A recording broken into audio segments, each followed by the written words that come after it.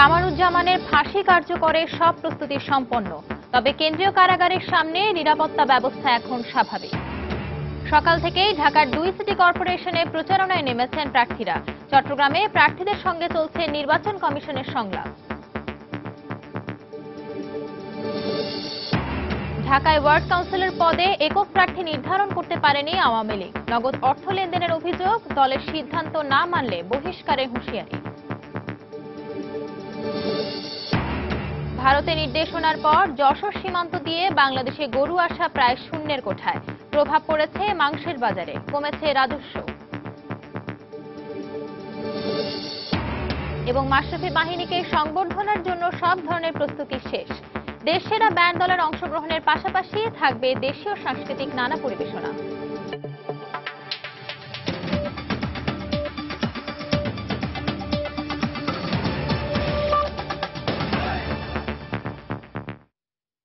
সংবাদের সঙ্গে আছি আমি সঞ্জয়ানা চৌধুরী। মৃত্যুদণ্ডপ্রাপ্ত জামায়াত নেতা কামারুজ্জামানের ফাঁসি কার্যকরে সব প্রস্তুতি সম্পন্ন হয়েছে। তবে গতরাতে হঠাৎ করেই আইন শৃঙ্খলা বাহিনীর বাড়তি উপস্থিতি চোখে পড়লেও পরে তা সরিয়ে নেওয়া হয়। এখন পর্যন্ত কেন্দ্রীয় কারাগারের বাইরের পরিস্থিতি স্বাভাবিক রয়েছে। এদিকে গতকাল সন্ধ্যার পর ঢাকা কেন্দ্রীয় কারাগারের ভেতর বাঁশ ও শামিয়ানা নিয়ে একটি রিকশা ভ্যান প্রবেশ করলে সবার আগ্রহের কেন্দ্রবিন্দুতে পরিণত হয় সেটি। এ সময় কারাগারের আশেপাশের এলাকা সহ বিভিন্ন পয়েন্টে পুলিশ ও র্যাব সদস্যদের সংখ্যা বাড়ানো হয়। তবে রাত 10টার পর শিথিল করা হয় সেই নিরাপত্তা ব্যবস্থা। এর আগে রাষ্ট্রপতির কাছে প্রাণ ভিক্ষার বিষয়ে জানতে 2 ম্যাজিস্ট্রেট কারাগারে কামারুজ্জামানের সঙ্গে সাক্ষাৎ করেন। ঘণ্টাব্যাপী কারাগারের ভেতর অবস্থানের পর বের হন 2 ম্যাজিস্ট্রেট। তবে গণমাধ্যমের সঙ্গে কোনো কথা না বলে তারা চলে যান।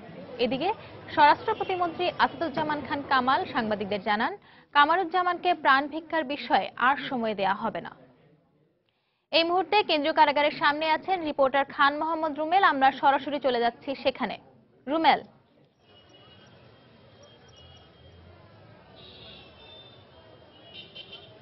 সঞ্জনা, আপনি যেমনটি বলছিলেন যে প্রস্তুতি কিন্তু সব শেষ, কিন্তু এখন যেটি হচ্ছে যে কোনো মুহূর্তে বা যে কোনো দিন কামারুজ্জামানের ফাঁসিটি কার্যকর হতে পারে।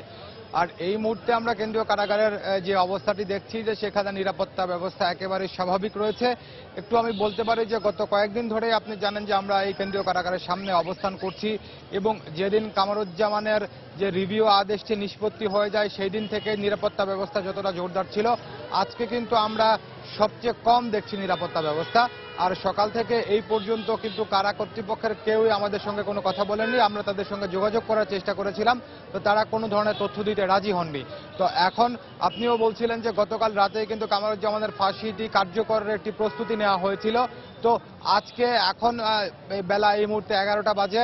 যদিও আজকেও দ্বন্দ্বটি কার্যকর করা হয়, তাহলেও কিন্তু সেটিও কিন্তু সন্ধ্যার পরেই কার্যকর করা হবে। তো সুতরাং স্বাভাবিকভাবেই এই মুহূর্তে কারাগারের পরিস্থিতি এখন একেবারেই শান্ত, এবং একেবারেই এখানে যেটি আমরা দেখছি যে যানবাহন চলাচল সেটিও স্বাভাবিক রয়েছে, কিংবা এখানে যে মানুষজনকে চলাচলে নিয়ন্ত্রণ করা হয় সেটিতেও কিন্তু আজকে কোনো ধরনের বিধিনিষেধ নেই। এখানে স্বাভাবিকভাবে মানুষজন এখানে চলাচল করছেন। আর এখানে আপনি জানেন যে কামারুজ্জামানের যেই আইনি প্রক্রিয়াগুলো ছিল, এতে মানবতা বিরোধী অপরাধের মামলার সবগুলো আইনি প্রক্রিয়া শেষেই কিন্তু কামারুজ্জামানের মৃত্যুদণ্ডটি বহাল রয়েছিল। এবং সবশেষ আপনি যেমনটি বলছিলেন যে 2জন নির্বাহী ম্যাজিস্ট্রেটও কিন্তু এই কারাগারে এসেছিলেন কামারুজ্জামানের কাছে প্রাণ ভিক্ষার আবেদন তিনি করবেন কি করবেন না সেটি জানতে চেয়ে। তো আপনি জানেন যে গতকালকে স্বরাষ্ট্র প্রতিমন্ত্রী জানিয়েছিলেন যে কামারুজ্জামান প্রাণ ভিক্ষার আবেদন করবেন না, তেমনটি কামারুজ্জামানের সিদ্ধান্ত। তো যেহেতু কামারুজ্জামান প্রাণ ভিক্ষার আবেদন করবেন না, তো এখন কিন্তু সম্পূর্ণ সরকারের উপর নির্ভর করছে। কারণ আপনি জানেন যে এই যুদ্ধাপরাধীদের ফাঁসির ক্ষেত্রে কিন্তু জেল কোড প্রযোজ্য হবে না। এখানে হচ্ছে ট্রাইব্যুনাল অ্যাক্টে এই দণ্ড কার্যকর করার বিধান রয়েছে, এবং ট্রাইব্যুনাল অ্যাক্টে দণ্ড কার্যকরের জন্য কিন্তু সরকারের হাতেই ক্ষমতা রয়েছে। তো এখন আসলে দেখার বিষয় যে কামারুজ্জামানের ফাঁসিটিকে আজকে কার্যকর করা হয় নাকি এরপরে আরো নতুন করে কোনো সময় নেওয়া হয়। তো সেসব বিষয়ে নতুন কোনো তথ্য যদি আমার কাছে আসে আমি আবারও ফিরবো কেন্দ্রীয় কারাগার থেকে। আমার কাছে এখন পর্যন্ত এতটুকুই ছিল। সঞ্জনা। দর্শক, ঢাকা কেন্দ্রীয় কারাগারের সামনে থেকে জানাচ্ছিলেন reporter Khan Mohammad রুমেল। City corporation নির্বাচন প্রসঙ্গ। ঢাকা উত্তর ও দক্ষিণ সিটি কর্পোরেশনের বেশিরভাগ ওয়ার্ডে আওয়ামী লীগ থেকে একক প্রার্থীকে সমর্থন দেওয়ার পরও অনেক কাউন্সিলর প্রার্থী মনোনয়নপত্র প্রত্যাহার করেনি। স্বতন্ত্রভাবে নির্বাচন করার ঘোষণা দিয়ে এসব প্রার্থীরা অভিযোগ করেছেন, দলের ত্যাগী নেতাদের বঞ্চিত করে টাকার বিনিময়ে একক প্রার্থীকে সমর্থন দেওয়া হয়েছে। এমনকি ক্ষেত্র বিশেষে কোনো কোনো নেতার পছন্দের প্রার্থীকে মূল্যায়ন করা হয়েছে। এদিকে দলের সিদ্ধান্ত মেনে না নিলে বহিষ্কার করা হবে বলে আওয়ামী লীগের পক্ষ থেকে হুঁশিয়ারি দেওয়া হয়েছে। ইজাজ শৌমিকের রিপোর্ট। সিটি কর্পোরেশন নির্বাচনের প্রতিটি ওয়ার্ডে একক প্রার্থীর সমর্থন নির্ধারণে আওয়ামী লীগ সভাপতি ও প্রধানমন্ত্রী শেখ হাসিনার সুস্পষ্ট নির্দেশনার পরিপ্রেক্ষিতে দলের কেন্দ্রীয় নেতাদের তত্ত্বাবধানে গঠিত হয় 15টি কমিটি। এসব কমিটি রাজধানীর 93টি ওয়ার্ডের মধ্যে 2টিতে উন্মুক্ত রেখে বাকি 91টিতে একক প্রার্থীর সমর্থন দিয়েছে। পাশাপাশি সংরক্ষিত মহিলা ওয়ার্ডেও একক প্রার্থীর সমর্থন দিয়েছে দলটি। তবে রাজধানীর বিভিন্ন এলাকা ঘুরে দেখা যায় অধিকাংশ ওয়ার্ডেই রয়েছে আওয়ামী লীগের একাধিক প্রার্থী। আমাকে নমিনেশন দেওয়ার পরও যদি আরেকজন দাঁড়ায় তাহলে তো ঠিক হবে না, তাকে হয় বহিষ্কার করবে পার্টি, তা না হলে তো সংগঠনের যে ইটা মেনটেন করা যাবে। দলীয় কোনো বোন পায় নাই, আমাদের কমিটির কেউ পায় নাই, এর জন্য আমি স্বতন্ত্র থেকে দাঁড়িয়েছি। দলীয় সমর্থন না পাওয়ায় তারা প্রশ্ন তুলেছেন প্রার্থী সমর্থন প্রক্রিয়া নিয়ে। যাকে 9 নম্বর ওয়ার্ড থেকে দিয়েছে সে বিএনপির বড় মাপের ডোনার। সাধারণ একটা কাউন্সিলর পদ, এতে কোটি কোটি টাকা দিয়ে নমিনেশন আনতে হয় বা আনছে, এগুলো খুব লজ্জাস্কর ঘটনা। এখানে অর্থের বিনিময়ে কিছু হয়েছে, তা না হলে এটা হতে পারে না। যারা পাওয়ার কথা ছিল, উচিত ছিল, তারা অনেকেই পায়নি। দেখা গেল থার্ড ফোর্থ স্ট্যান্ড লেভেলের যারা আছে সেই ধরনের অনেক প্রার্থী মনোনীত হয়েছে। আভ্যন্তরীণ কিছু ব্যাপার স্যাপার থাকে, এটা আমার মনে হয় কারো কারো কোনো কোনো নেতার পছন্দের অপছন্দের ব্যাপারটা এখানে অগ্রাধিকার পেয়েছে। তবে এসব অভিযোগের কোনো ভিত্তি নেই বলে সাফ জানান আওয়ামী লীগের পক্ষে ঢাকা উত্তর সিটি কর্পোরেশন নির্বাচনের সমন্বয়ক। বলেন, যারা দলের সিদ্ধান্ত মানবেন না তাদের বিরুদ্ধে সাংগঠনিক ব্যবস্থা নেওয়া হবে। টাকা নেওয়ার ব্যাপারে তো প্রশ্নই ওঠে না। তারপরেও হয়তো দু একজন ক্ষোভের বশে বলতে পারে, অনেকেই আছে দলের বিভিন্ন পদে আছে, তাদের পদের থেকে সরিয়ে দেওয়া হতে পারে, কাউকে কাউকে শৃঙ্খলামূলকভাবে পার্টি থেকে বহিষ্কার করা হতে পারে। বাট তারপরে আমি মনে করি সাংগঠনিকভাবে আমরা যে নিয়ম প্রক্রিয়া আছে ওই প্রক্রিয়ার মাধ্যমে এটা আমরা করবো ইনশাআল্লাহ। স্বতন্ত্র প্রার্থী হিসেবে দাঁড়ানো স্থানীয় আওয়ামী লীগ নেতাদেরকে দলের স্বার্থে নির্বাচন থেকে বিরত থাকারও আহ্বান জানান দলের এ কেন্দ্রীয় নেতা। ইজাজ শৌমিক, সময় সংবাদ, ঢাকা। প্রতীক বরাদ্দের পর দ্বিতীয় দিনের মতো সকাল থেকে নির্বাচনী প্রচারণায় ব্যস্ত সময় কাটাচ্ছেন ঢাকার 2 সিটি কর্পোরেশনের মেয়র প্রার্থীরা। প্রতীক সহ পোস্টার ও মাইক ব্যবহার করতে পারায় কর্মী সমর্থকরা ব্যাপক উৎসাহ উদ্দীপনার মধ্য দিয়ে প্রচারণায় অংশ নিচ্ছেন। ঢাকা দক্ষিণ সিটি কর্পোরেশন নির্বাচনে আওয়ামী লীগ সমর্থিত মেয়র প্রার্থী সাইদ খোকন গ্যান্ডেরিয়ায় একটি পথসভা করেন।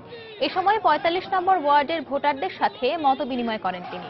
বক্তব্যে সাইদ খোকন বলেন, ক্ষমতাসীন দল সমর্থিত প্রার্থী হলেও তিনি প্রচারণায় কোনো বাড়তি সুবিধা নিচ্ছেন না। এছাড়া বিএনপি সমর্থিত মেয়র প্রার্থী মির্জা আব্বাসের পক্ষে তার স্ত্রী আফরোজা আব্বাস পল্টন এলাকায় গণসংযোগ করেন। এরপর বিজয়নগর আল হাবিব কমিউনিটি সেন্টার থেকে মিছিল বের করেন আব্বাসের সমর্থকরা। এ সময় মির্জা আব্বাসকে জামিন দিয়ে প্রচারণার সুযোগ করে দেওয়ার দাবি জানান আফরোজা আব্বাস। অন্যদিকে সকালে কড়াইল বস্তিতে গণসংযোগ করেন উত্তর সিটি কর্পোরেশনের বিএনপি সমর্থিত মেয়র প্রার্থী তাবিত আওয়াল।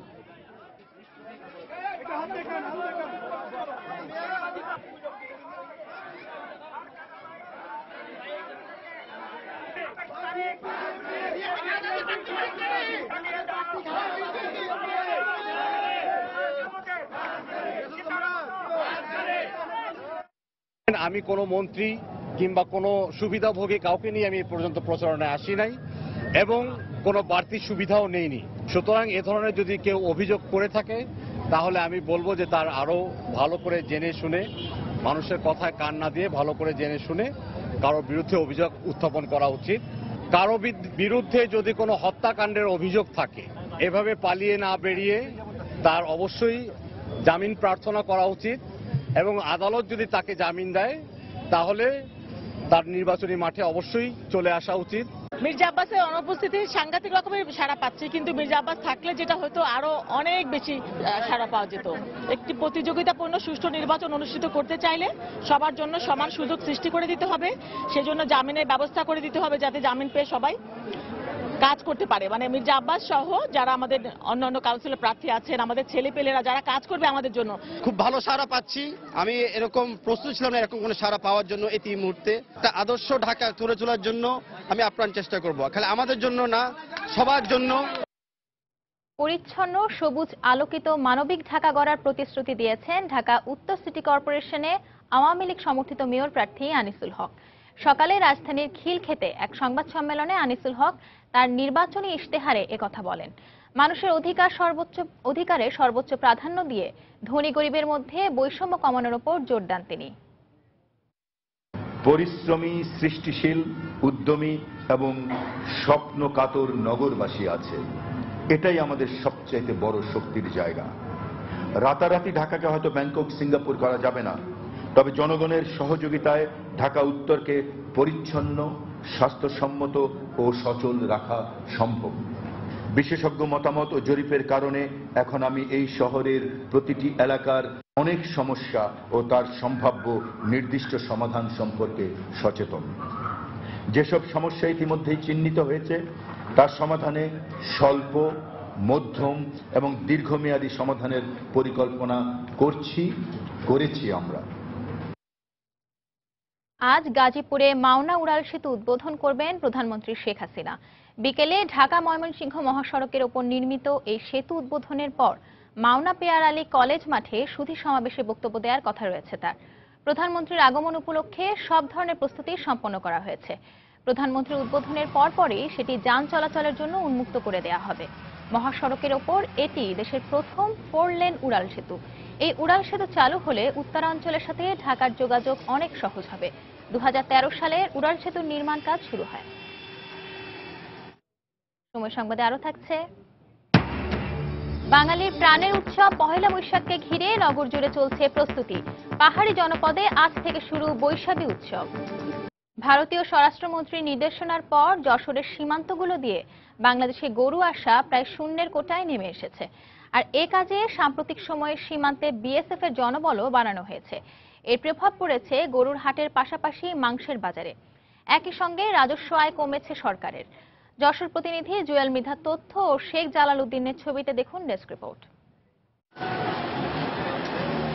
মাত্র 3 মাস আগেও ভারত থেকে বেনাপোল সীমান্ত দিয়ে প্রতিদিন 2 থেকে 3 হাজার গরু আসত। ফলে সীমান্ত সংলগ্ন করিডোরগুলো থাকতো জমজমাট। কিন্তু ভারতের স্বরাষ্ট্রমন্ত্রী রাজনাথ সিংহ সম্প্রতি গরু পাচার বন্ধে বিএসএফ সদস্যদের কঠোর হতে নির্দেশ দেন। এরপর তিনি গত 1 মার্চ গরু আসার প্রধান রুট বেনাপোল সীমান্তের বিপরীতে ভারতের আংরাইল বিএসএফ ক্যাম্প ও সীমান্তবর্তী ইছামতি নদী এলাকা পরিদর্শন করে আবারও গরু পাচার বন্ধে কঠোর হতে বলেন। এ অবস্থায় ভারত থেকে গরু আসা অনেকটা বন্ধ হয়ে যাওয়ায় এখন খা করছে সীমান্ত করিডোরগুলো। বিএসএফ অনেক কড়াকড়ি থাকার কারণে, প্রহরী বেশি থাকার কারণে কোনো গরু আসতেছে না। আমার গরু কিনতে পারছি না, দেখা যাচ্ছে সপ্তাহ বসে আছি। এতে চরম বিপর্যয়ের মুখে পড়েছে সীমান্তে গরু ব্যবসার সাথে জড়িতরা। আমাদের যখন গরু আসতো 1-2 হাজার প্রতিদিন, 3 হাজার, তখন আমরা কাজকর্ম করতাম, সুবিধাভাবে চলতো আমাদের।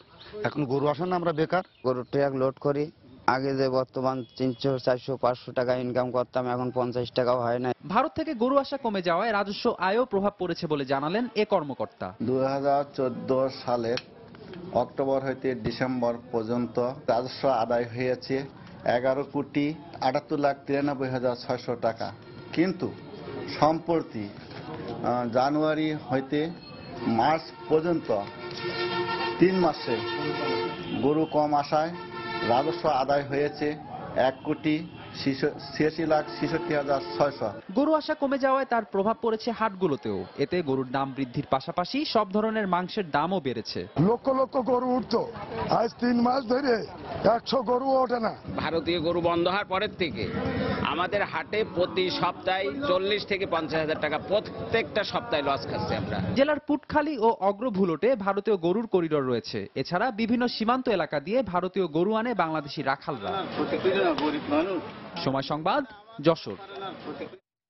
এদিকে আজ ভোরে যশোরের বেনাপোল সীমান্তে বিএসএফ এর গুলিতে 2 গরু ব্যবসায়ী নিহত হয়েছেন।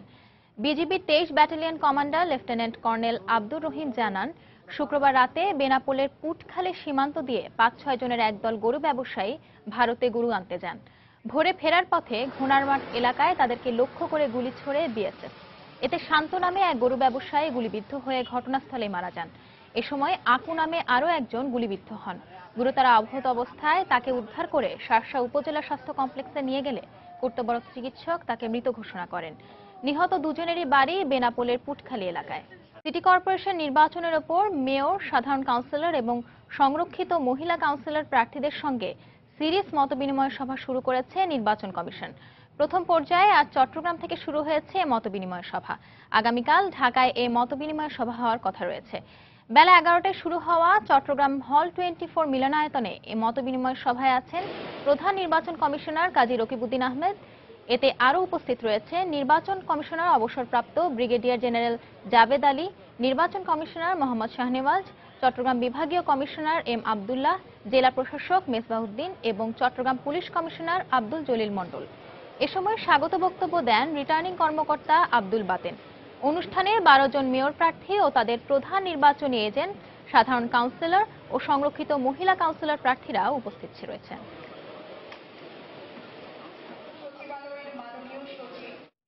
দর্শক, এই মুহূর্তে সেখানে রয়েছেন আমাদের রিপোর্টার কমল দে। সরাসরি চলে যাচ্ছি তার কাছে।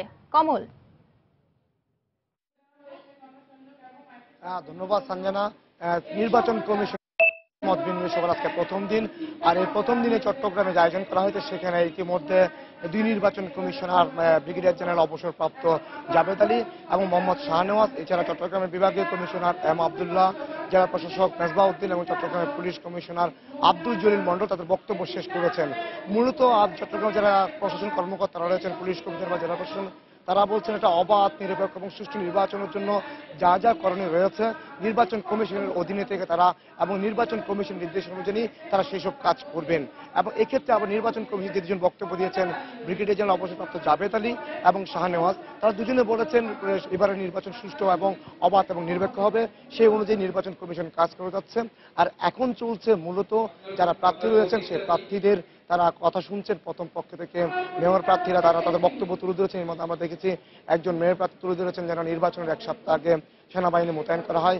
অপরদিকে অন্যান্য প্রার্থীরা তুলে ধরছেন যাতে প্রশাসন সহ এবং অন্যান্য যারা আইন শৃঙ্খলা রক্ষাকারী বাহিনী কিংবা যারা মিডিয়া রয়েছেন তারা যেন প্রতিটি প্রার্থীর পক্ষে সমানভাবে নজর দেওয়া, তারা সমানভাবে প্রচার চালাতে পারে, সেজন্য কিছু তারা কথা প্রধান নির্বাচন কমিশনের কাছে তুলে ধরেছেন।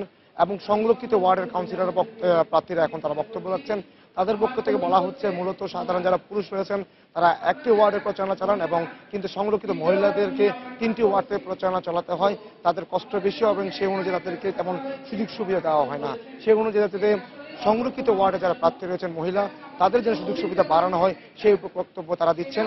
এক্ষেত্রে প্রধান নির্বাচন কমিশন এখন পর্যন্ত যা বলেছেন তা হচ্ছে তারা প্রথমে মেয়র প্রার্থী, এরপর সংরক্ষিত কাউন্সিলর, এরপর তার সাধারণ কাউন্সিলরদের বক্তব্য শুনবেন, এরপর তিনি দিক নির্দেশনা দেবেন এবং কিছুক্ষণের মধ্যে কাজী রাকিবউদ্দিন অর্থাৎ প্রধান নির্বাচন কমিশনার এইসব বক্তব্য শুনেই তিনি দিক নির্দেশনামূলক বক্তব্য দিবেন।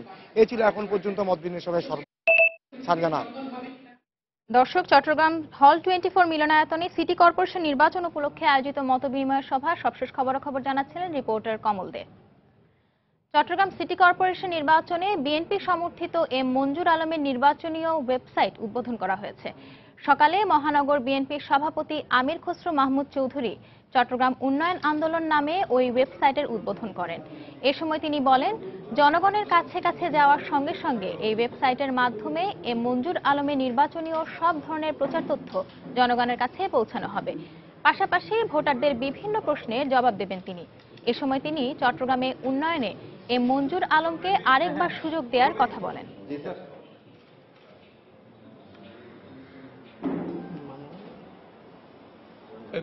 বাংলা বর্ষবরণের প্রস্তুতির খবর। বাঙালির প্রাণের উৎসব পহেলা বৈশাখকে ঘিরে নগর জুড়ে চলছে নানা প্রস্তুতি। বাংলা নতুন বছরের প্রথম দিনটিকে বরণ করে নিতে ব্যস্ত সময় পার করছে নগরবাসী। উৎসব উদযাপনে পোশাকের পাশাপাশি মাটির তৈজসপত্র আর সাজসজ্জার আনুষঙ্গিকের দোকানগুলোতে ভিড় বেড়েছে ক্রেতাদের। এদিকে বর্ষবরণ উৎসবকে ঘিরে অতীতের লোকসান পুষিয়ে নেবার আশা করছেন ফুল ব্যবসায়ীরা। আরো জানাচ্ছেন ফাহমিদা শম্পা। বাঙালির উৎসব পার্বণে সাজসজ্জার অন্যতম অনুষঙ্গ ফুল। প্রাণের বৈশাখ উৎসবেও এর ব্যতিক্রম হয় না। বাহারি ফুলের মাঝে বৈশাখী উৎসবে চাহিদার শীর্ষে থাকে কাঠগোলাপ, বেলি, গোলাপ আর জারবেরা। বিগত দিনগুলোতে রাজনৈতিক অস্থিরতার কারণে বেচা বিক্রিতে ভাটা পড়লেও উৎসবকে সামনে রেখে ভালো মুনাফার প্রত্যাশা করছেন ফুল বিক্রেতারা। বৈশাখ উপলক্ষে বেলি ফুলটা বেশি চলে। ওইদিন যদি আপনার 1 লক্ষ বেলি ফুল আনা হয় 1 লক্ষ বিক্রি হয়ে যায়। কাঠগোলাপ, কাঠবেলির গাছরা এইগুলি বেশি চলে। অন্যান্য বছরে মোটামুটি ভালো থাকে, এবছরটা একটু খারাপ গেছে। আশা করি বৈশাখীতে ভালো হবে। লাল সাদা পোশাকের সাথে খোপায় বেলি, রেশমি কাচের চুড়ি আর লাল টিপ ছাড়া বাঙালি নারীর বৈশাখ সাজ যেন অপূর্ণ।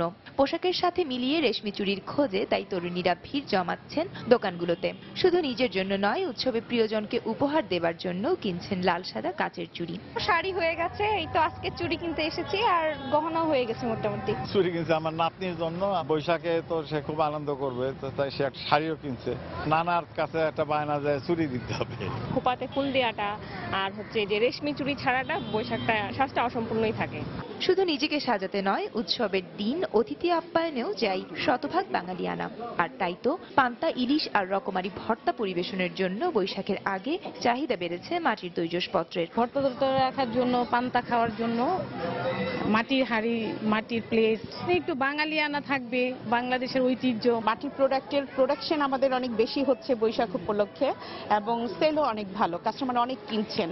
পহেলা বৈশাখের বাকি মাত্র কয়েকটা দিন, তবু দিনটিকে সামনে রেখে বাঙালির নানা প্রস্তুতি জানান দিচ্ছে এসে গেছে পুরনোকে পেছনে ফেলে নতুন দিনের ডাকে এগিয়ে যাওয়ার সময়। ফাহমিদা শম্পা, সময় সংবাদ, ঢাকা। এদিকে আজ থেকে আনুষ্ঠানিকভাবে খাগড়াছড়িতে শুরু হতে যাচ্ছে পাহাড়ি জনগোষ্ঠীর প্রধান সামাজিক উৎসব বৈশাখী।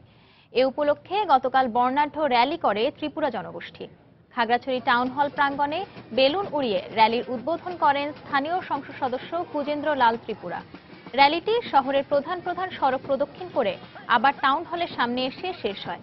বর্ণিল পোশাকে ত্রিপুরা জনগোষ্ঠীর তরুণীরা ছাড়াও র্যালিতে অংশ নেন নানা বয়সী হাজারো নারী পুরুষ।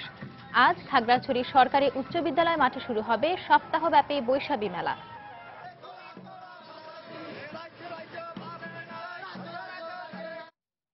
স্বাস্থ্য ঝুঁকির কথা জেনেও অতিরিক্ত লাভের আশায় তামাক আবাদে ঝুঁকে পড়ছেন নীলফামারী কৃষকরা। স্বাস্থ্য বিভাগের পক্ষ থেকে নানা প্রচারণা চালিয়েও তামাক চাষ বন্ধ করা যাচ্ছে না বলে জানালেন জেলার সিভিল সার্জন। আর কৃষি কর্মকর্তার মতে তামাকের বিকল্প ফসলগুলোর বাজার নিশ্চিত করতে পারলেই এর আবাদ কমে আসবে। নীলফামারী প্রতিনিধি সাকির হোসেন বাদলের পাঠানো তথ্য ও ছবি নিয়ে ডেস্ক রিপোর্ট। গত বছর নীলফামারী জেলায় আলু চাষ করে ব্যাপক লোকসানের পর এবার তামাক চাষে আগ্রহী হয়ে উঠেছেন কৃষকরা। খরচ কম কিন্তু লাভ বেশি, তাই স্বাস্থ্য ঝুঁকি কাঁধে নিয়েই তামাক চাষে জুটে গেছেন কৃষাণীরা। ৩-৪ বছর হতে আলু আবাদ করিয়া মনে করেন খুবই লস। এখন কি করি, তামাক আবাদ করছি, তামাকের 2টা পয়সা পাওয়া যায়। তামাক আবাদ করা লাভ আছে। তামাকে আবাদ করলে মনে 5,000-6,000 টাকা করে বিক্রি হয়। তামাকে খরচ কম তো লাভটা বেশি হয়, এই জন্য আমরা তামাক আবাদ করি। পাশাপাশি ঋণ সহ নানা ধরনের সুযোগ সুবিধা দিয়ে তামাক আবাদে চাষিদের উদ্বুদ্ধ করে যাচ্ছে তামাক প্রক্রিয়াজাতকারী প্রতিষ্ঠানগুলো। উৎপাদন থেকে শুরু করে বাজারজাত পর্যন্ত সব ধরনের নিশ্চয়তা দিচ্ছেন তারা।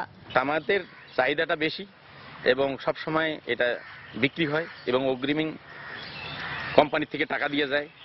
কোম্পানিরা আমাদের অনেক সহযোগিতা করে। জমিতে এসে টাকা ওরা দিয়ে যায়, আমরা আরো আগাম টাকা নিয়ে জমিতে আবাদ করতেছি এবং আরো আমরা লাভবান হচ্ছি। এদিকে জেলার সিভিল সার্জন জানালেন, তামাক চাষ বন্ধ না করলে এর ক্ষতিকারক প্রভাবে শ্বাসনালীর প্রদাহ, ক্যান্সার সহ নানা জটিল রোগে আক্রান্ত হতে পারেন চাষিরা।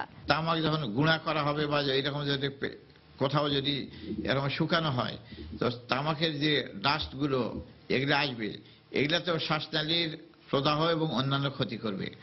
এই জন্য জরুরি হলো যে তামাক উৎপাদনে কমিয়ে দেওয়া। তবে কৃষি কর্মকর্তা বলছেন, যতদিন না পর্যন্ত তামাকের বিকল্প ফসলগুলোর বাজার নিশ্চিত করা যাবে, ততদিন তামাক চাষ বন্ধ হবে না।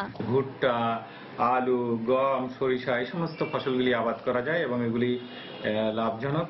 এই ফসলগুলি উৎপাদনের জন্য কৃষকদেরকে যদি বিশেষভাবে লোন বা ঋণ ফ্যাসিলিটিস দেওয়া যায়, তাদেরও যদি এই সমস্ত মার্কেটগুলিকে এনশিওর করা যায় যে এই ফসলগুলি উৎপাদন হলে এগুলি বিক্রি করা এনশিওর থাকবে, তাইলে পরে আস্তে আস্তে তামাক চাষকে একেবারে কমিয়ে নিয়ে আসা সম্ভব। কৃষি বিভাগের তথ্য মতে জেলায় এবার 4,990 হেক্টর জমিতে তামাকের আবাদ হয়েছে। সময় সংবাদ, নীলফামারী। দেশের বাইরের খবর। কোনো সিদ্ধান্ত ছাড়াই শেষ হয়েছে মস্কোর মধ্যস্থতায় সিরিয়ার সরকার ও বিরোধীদের আলোচনা। শুক্রবার রাশিয়ার মস্কোয় এ বৈঠকে যোগ দেন সিরিয়ার সরকার ও বিরোধী দলগুলোর আলোচকরা।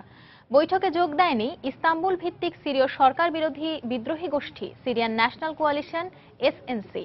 আলোচনা ভেস্তে যাওয়ার জন্য সিরিয়ার প্রেসিডেন্ট বাশার আল আসাদকে দায়ী করেছে বিরোধী দলগুলো। এ বৈঠকের মাধ্যমে সিরিয়ার সংকটের সমাধান সম্ভব না হলেও সিরীয় সরকার ও বিরোধীদের দাবিগুলোর বিষয়ে একটি সমাধানে পৌঁছানো সম্ভব বলে আশা প্রকাশ করেছেন বৈঠকের মধ্যস্থতাকারী কাদির জামিল।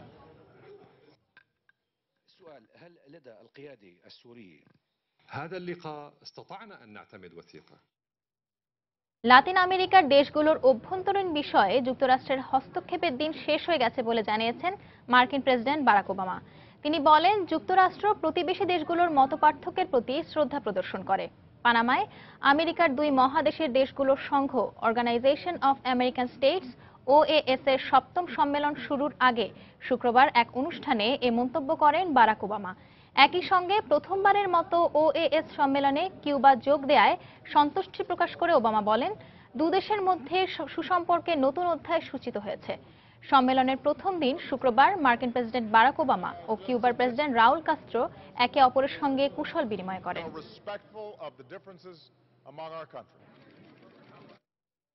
খেলার খবর। বিশ্বকাপে দারুণ পারফরম্যান্সের জন্য বাংলাদেশ ক্রিকেট দলকে জমকালো সংবর্ধনা দিচ্ছে বিসিবি। জাতীয় সংসদের দক্ষিণ প্লাজায় এই সংবর্ধনা দেয়া হবে মাশরাফিদের। এরই মধ্যে অনুষ্ঠানের জন্য সব ধরনের প্রস্তুতিও শেষ করেছে আয়োজকরা। আজ বেলা 2:30টায় দেশ সেরা ব্যান্ডগুলোর অংশগ্রহণের পাশাপাশি থাকবে দেশীয় সংস্কৃতির নানা পরিবেশনা। চলছে শেষ মুহূর্তের ঘষা মাজা। ব্যস্ত সময় পার করছেন সকলেই। সবটুকু মেধা উজাড় করে দিয়ে বানানো হচ্ছে দেশের ইতিহাসের অন্যতম বড় মঞ্চ। কারণ বিশ্বকাপে ভালো পারফরমেন্স করে বিশ্ব দরবারে লাল সবুজের পতাকা খেজে মাশরাফিরা উপরে তুলেছেন। তাই এই মঞ্চেই তাদের অভিবাদন জানাতেই বিসিবির পক্ষ থেকে এমন আয়োজন। মঞ্চ তৈরিতে আয়োজনের এতটুকু কমতি রাখেনি দায়িত্বপ্রাপ্ত ইভেন্ট ম্যানেজমেন্ট ব্লুজ কমিউনিকেশন। রাতের আধারকে দূর করতে ব্যবহার করা হচ্ছে বিশ্বমানের সব আলোকসজ্জা। আর মঞ্চে থাকা টাইগারদের কণ্ঠস্বর দর্শকদের কাছে পৌঁছে দিতে লাগানো হয়েছে পর্যাপ্ত sound system. Bangladesh team quarter ফাইনালে হচ্ছে, সেই জন্য ওনাদেরকে কংগ্রাচুলেশন জানাচ্ছি আমরা। তো আমাদের স্টেজটাও ওরকম একটু সেলিব্রেশন থিমে করা। যেমন এখানে দেখতে পাচ্ছেন আপনি সাইডে লাইট থেকে শুরু করে বিভিন্ন ধরনের লাইট টাইট ইউজ করে পুরোটা একটা সেলিব্রেশন মুড আনার চেষ্টা করেছি আর কি। স্টেজের মাপটা হচ্ছে আপনার লেন্থে আপনার 70 ফিটের মতো অ্যান্ড ডেপথে আপনার 45 ফিটের মতো গেছে। বাংলাদেশের সবচেয়ে বড় এলইডি ইউজ করেছি, এখানে হাইটেক লাইটিং সিস্টেম করা হয়েছে। তো আন্তর্জাতিক মানের কাছ থেকে আমরা অনেকটুকুই ক্লোজ। শনিবার বেলা 2:30 থেকে শুরু হবে সংবর্ধনা অনুষ্ঠান, যা চলবে রাত 8টা পর্যন্ত। অনুষ্ঠানের শুরুতে ও শেষে গান পরিবেশন করবেন দেশের নামকরা সব ব্যান্ড দলগুলো। শেষ বিকেলে মধ্যের সময়টুকুতে ফায়ার ওয়ার্কস ও আতশবাজির মাধ্যমে টাইগারদের দেওয়া হবে বহুকাঙ্ক্ষিত সংবর্ধনা। ফার্স্টে 3টা ব্যান্ড, তারপরে আমরা বাংলাদেশ টিমকে কংগ্রাচুলেশন জানাবো, এন্ড দেন লাস্টে উই কিক অফ, মানে ended with other 2 bands. Band performance Cryptic Fate, Nemesis, Miles, Aurthohin এবং ওয়ারফিস। তবে সংবর্ধনার জন্য মঞ্চটি করা হয়েছে দক্ষিণমুখী, যার ফলে একসাথে অনেক দর্শক সামনাসামনি বসে টাইগারদের এমন আয়োজন দেখা থেকে বঞ্চিত হতে পারেন। যানজট বিবেচনায় এমন উদ্যোগ বলে দাবি দায়িত্বপ্রাপ্তদের। রাস্তার পূব দিকে অথবা পশ্চিম দিকে কোনো এক সাইডে করতাম, তাহলে আমাদেরকে বেসিক্যালি রাস্তাটা পুরোটা ব্লক করে কাজ করতে হয়। কিন্তু 2 দিনের জন্য ঢাকা শহরের একটা মেইন রোড আমরা ব্লক করে কাজ করলে আশেপাশে মানে ঢাকা শহর অলমোস্ট অচল হয়ে যায় আর কি। সাধারণ দর্শকদের জন্য উন্মুক্ত পুরো সংবর্ধনা অনুষ্ঠানটি নিরাপত্তার চাদরে ঢাকা থাকবে বলে জানিয়েছেন আয়োজকরা। মাহমুদ রাকিব, সময় সংবাদ, ঢাকা। এ পর্যায়ে শিশু সংবাদ জানিয়ে দিচ্ছি আরেকবার। কামারুজ্জামানের ফাঁসি কার্যকরের সব প্রস্তুতি সম্পন্ন, তবে কেন্দ্রীয় কারাগারের সামনে নিরাপত্তা ব্যবস্থা এখন স্বাভাবিক। ঢাকার 2 সিটি কর্পোরেশনে প্রচারণায় ব্যস্ত মেয়র প্রার্থীরা। আনিসুল হকের ইশতেহার প্রকাশ। চট্টগ্রামে প্রার্থীদের সঙ্গে চলছে নির্বাচন কমিশনের সংলাপ। ঢাকায় ওয়ার্ড কাউন্সিলর পদে একক প্রার্থী নির্ধারণ করতে পারেনি আওয়ামী লীগ। নগদ অর্থ লেনদেনের অভিযোগ, দলের সিদ্ধান্ত না মানলে বহিষ্কারের হুঁশিয়ারি। ভারতে নির্দেশনার পর যশোর সীমান্ত দিয়ে বাংলাদেশে গরু আসা প্রায় শূন্যের কোঠায়। প্রভাব পড়েছে মাংসের বাজারে, কমেছে রাজস্ব। এবং মাশরাফি বাহিনীকে সংবর্ধনার জন্য সব ধরনের প্রস্তুতি শেষ। দেশ সেরা ব্যান্ড দলের অংশগ্রহণের পাশাপাশি থাকবে দেশীয় সংস্কৃতির নানা পরিবেশনা। এই ছিল এখনকার মতো। যে কোনো খবর পেতে ভিজিট করুন সময়নিউজ.tv। যে কোনো বাংলা লিংক, রবি ও সিটিসেল নম্বর থেকে সময় সংবাদের খবর, অনুষ্ঠান সম্পর্কে জানতে এবং যে কোনো তথ্য সময় সংবাদকে জানাতে ডায়াল করুন 16242 নম্বরে। এছাড়া এইমাত্র পাওয়া খবর মোবাইল অ্যাপে SMS করুন *BN, লিখে পাঠিয়ে দিন 16242 নম্বরে। সঙ্গেই থাকুন সময়ে।